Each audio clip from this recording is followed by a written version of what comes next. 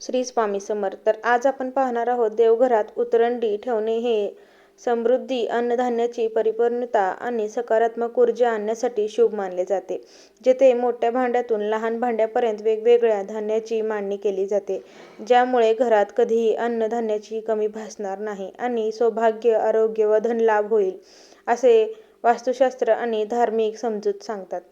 उतरंडी ठेवण्याचे कारणे. समृद्धी आणि अन्नपूर्णा. उतरंडीत विविध धान्ये ठेवल्याने घरात अन्नपूर्णा देवीचा वास राहतो आणि कधीही धान्याची कमतरता भासत नाही, असेही मानले जाते. सकारात्मक ऊर्जा. ही रचना सकारात्मक ऊर्जा आकर्षित करते आणि घरात सुख समृद्धी आणते, असे म्हटले जाते. वास्तुदोष निवारण.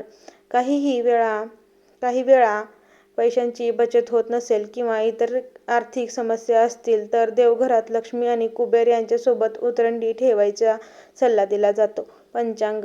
उतरंडीत वेगवेगळ्या देवतांचा आवडीचे धान्ये ठेवून त्याची पूजा केली जाते, असे की विष्णू, शंकर, गणपती इत्यादीसाठी वेगवेगळ्या धान्याचा वापर होतो. परंपरा. ही एक जुनी पारंपरिक पद्धत आहे जी पिढ्यानपिढ्या चालत आली आहे आणि घरातील सदस्यांना समृद्धीचा आशीर्वाद देते. कशी मांडावी. खाली मोठी भांडी आणि त्यावर आकारानुसार लहान भांडी ठेवून ही रचना तयार केली जाते. या भांड्यामध्ये वेगवेगळ्या प्रकारची धान्ये, गहू, तांदूळ, डाळी इत्यादी भरली जातात.